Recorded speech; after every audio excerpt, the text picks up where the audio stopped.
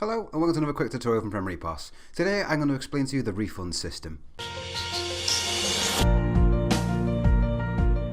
So, if I log myself in now, get my old sales mode up. Okay, so you need to refund something. There are different methods of refunding on our system. So what I'm going to do is I'm going to click on the refund section and then I'll obviously ask you, so with a receipt, then obviously press accept and obviously you then scan it and then it automatically brings up what that receipt's contained.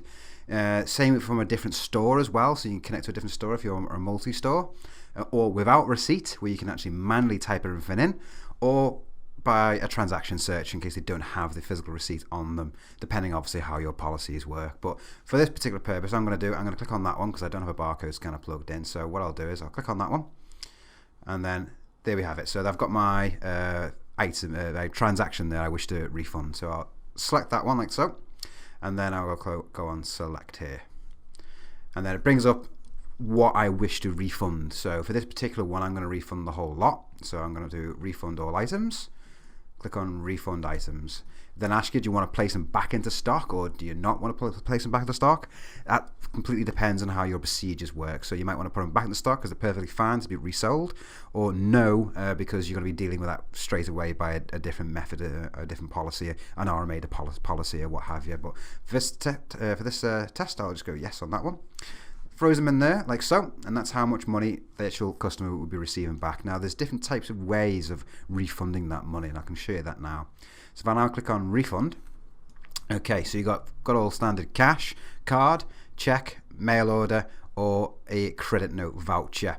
And then what that basically does is it allows you to basically choose which one you want to refund. So obviously cash, card, mail order, that could be something they could have paid to you via BACS transfer or something like that. Check, I can imagine not many people doing that anymore.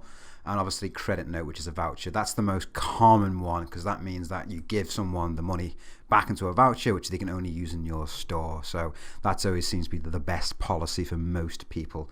There is another function as well. So what I'll do is let me just quickly cancel that for a second. So I'm going to select a quick customer here now. So if that transaction actually had a customer to it, what I'll do is I will just clear that cart for a second, just to show you another method as well. So I will throw a person in there like so. I'll just cash that off quickly. Then what I'll do, I'll let myself back in. Click on refunds, I'll do transaction search again, and I'll go for that one. I'll go refund all items, yes I do. Click on refunds. Okay, there's this section right here, credit customer account. So obviously if that actual receipt had a customer connected to it, you have the ability to credit their account. Now typically speaking, the only reason why you would ever want to credit someone's account is if they've physically got those items on credit effectively. So they've come in, they bought some stuff off you and you put it onto a credit, which you then later on at the end of the month, you send the invoice out and then expect to be paid however method you wish to get paid for the invoice. Now if they come back and say, oh no, actually I don't want these items anymore, can I bring them back? You obviously then still have an outstanding invoice for them, but this is how you do it. So you'd click on credit customer account, click on accept, and done. And that's pretty much the same thing you'll see for every return. There's also a little special box here that opens up here that you can put any reasons why it was returned to you. So it'll bring up some of the information already from the transaction, so where the supplier, a reason, what have you, or obviously the status as well. You can actually put any information in there, so you could deal with it there and then. But most people obviously not send to wholesale. You might something you want to send back to someone. You can also print off a refund slip as well if needed.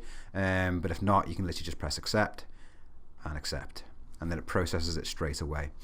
I'm going to discuss more about invoices and credit notes, credits to accounts in a future video. So stay tuned to check that out. And there you go. Do hope that's been useful. Thank you very much for watching. Check it out next time. See you now.